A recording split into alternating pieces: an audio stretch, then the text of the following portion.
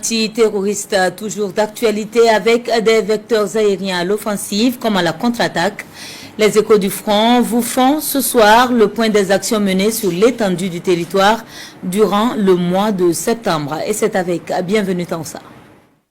Ces derniers temps ont été marqués par une pause technique des vecteurs aériens. Malgré cela, quelques opérations aériennes ont eu lieu sur l'ensemble du territoire national.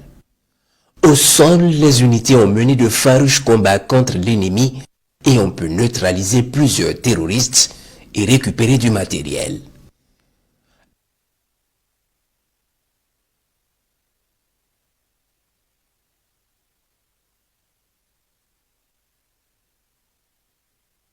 « 9 septembre 2024. Les combattants du ciel sont alertés du renseignement d'attaque probable sur Djibo. Très vite, ils se déploient et repèrent un groupe de criminels ayant infiltré un hameau abandonné au nord de Djibo et bien camouflé.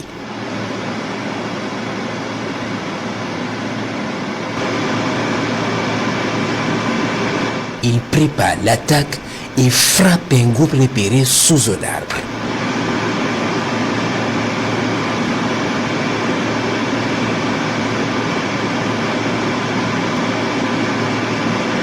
Et c'est la débandade pour les autres qui étaient camouflés dans les maisons. Chers abonnés, Facebook a considérablement réduit la recommandation des vidéos à caractère politique en Afrique, en Europe et en Amérique. Dans un contexte où les yeux du monde s'ouvrent sur les enjeux internationaux, il est crucial de contourner cette censure. Pour nous aider à faire entendre nos voix, likez cette vidéo, partagez-la massivement. Laissez vos réactions en commentaire. Le combat pour la libération du monde se fera ensemble. Soyons unis et actifs. Écrivez tous en commentaire, suivi du drapeau de votre pays. Bon visionnage.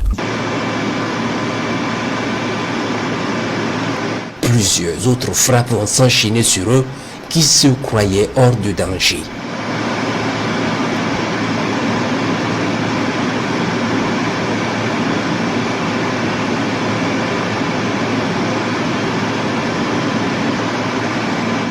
Brûlent avec leurs moyens sur la position.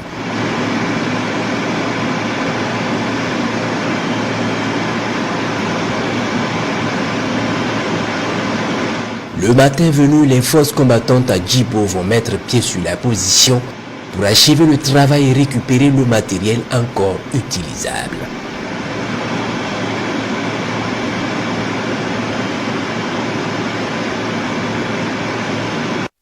Plusieurs criminels sont anéantis et des armes et motos récupérées.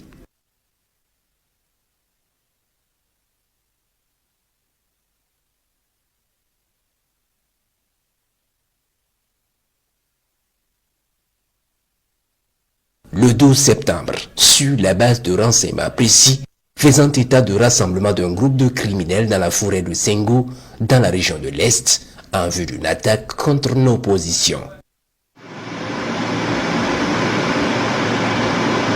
Les vecteurs aériens vont effectuer la reconnaissance et retrouver le groupe soigneusement camouflé sous un grand arbre. Un petit missile leur est envoyé sous l'arbre et on découvre qu'ils sont nombreux à s'y réunir.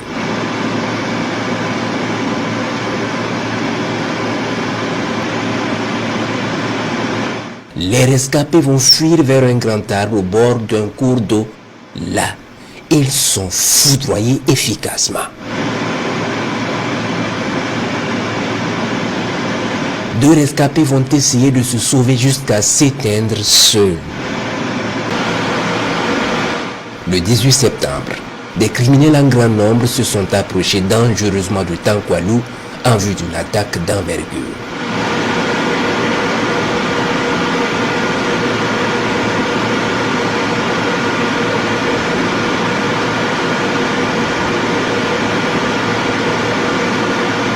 Décédés en train de se mettre en place sous ces arbres, les vecteurs aériens vont se lancer contre eux.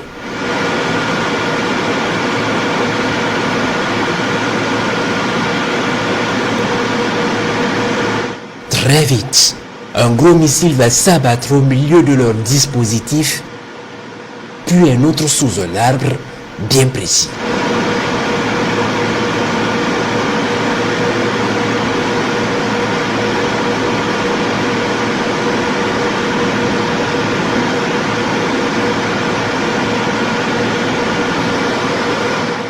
Puis c'est le sauve-qui-peut pour ceux qui étaient loin de l'impact.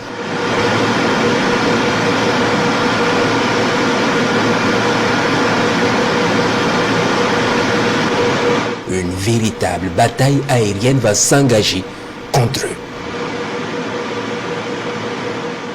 Ils s'engouffrent dans une ligne de Talweg pour se réfugier sous des buissons. Ils sont suivis minutieusement. Puis un groupe est frappé efficacement.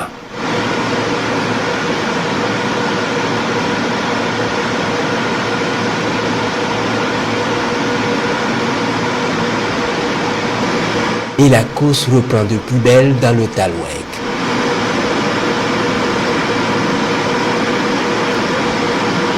Toujours suivi par les combattants du ciel.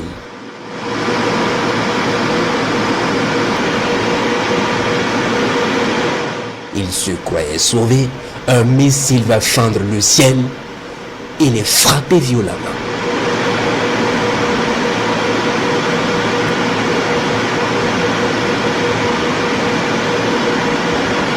D'autres adoptent de progresser en quadrupédie espérant échapper aux vues aériennes.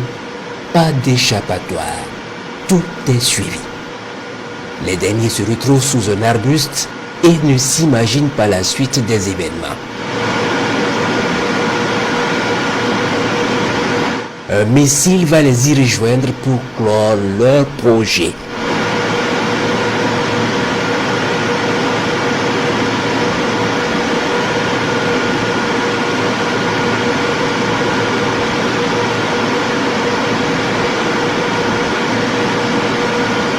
Le 25 septembre, après plusieurs jours de recherche et de renseignements, dans la région de l'Est, des criminels sont repérés dans un camp d'entraînement près d'une forêt.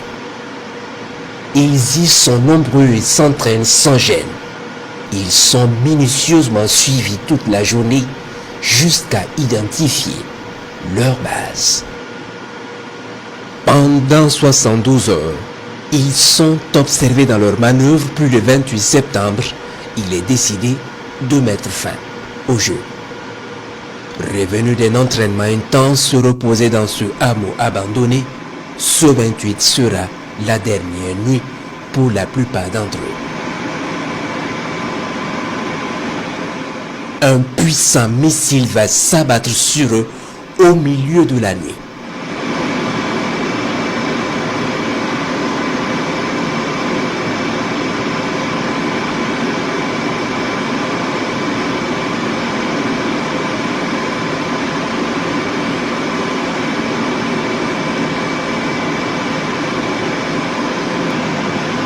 Ceux qui étaient aux abords qui ont échappé à ce missile vont subir la furie des combattants du ciel toute la nuit.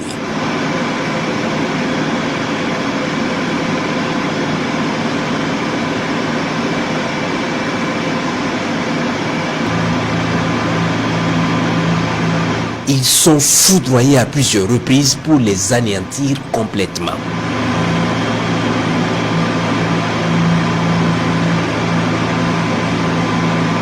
Dans le même temps, il est signalé un mouvement d'un groupe de criminels dans la zone de Mansilla, camouflés dans un bâtiment.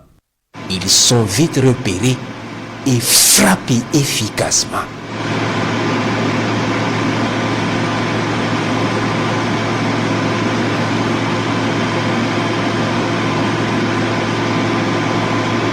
« 29 septembre 2024. Les recherches dans le centre nord ont permis de détecter un groupe de plusieurs criminels près d'une forêt à Silgadji en préparation d'une attaque contre nos unités.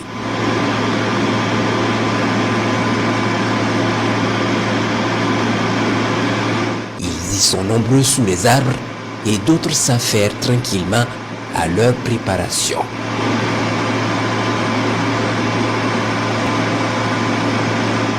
Les combattants du ciel préparent l'attaque, puis lâchent un missile au beau milieu de leur dispositif.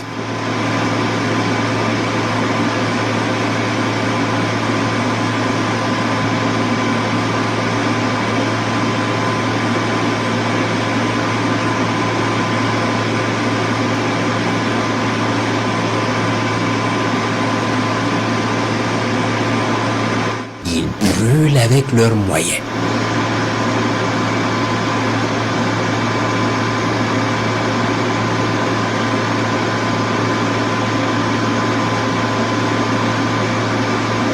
Dans le même temps, un groupe de criminels est traqué à Korkom aussi dans le même groupement. Ils sont rattrapés et frappés efficacement.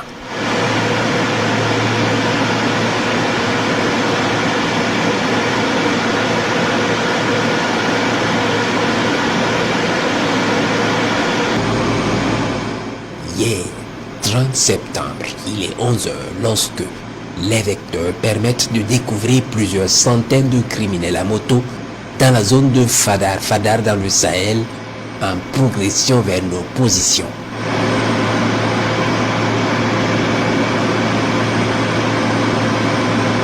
Ils sont très nombreux et progressent à allure rassurée. Ils sont suivis par les combattants du ciel.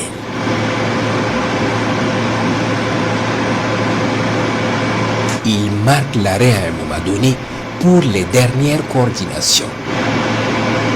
Ils se mettent par groupe sous les arbustes.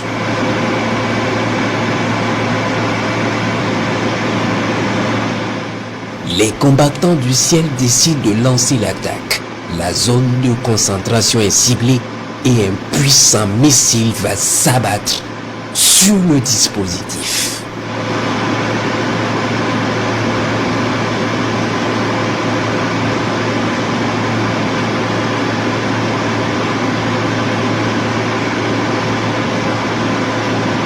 C'est le sauve-qui-peut pour les rescapés. Ça court jusqu'à s'essouffler.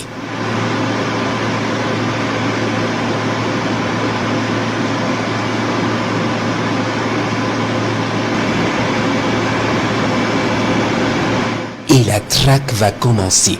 Ce groupe qui croyait avoir atteint sa limite de course s'est foudroyé efficacement.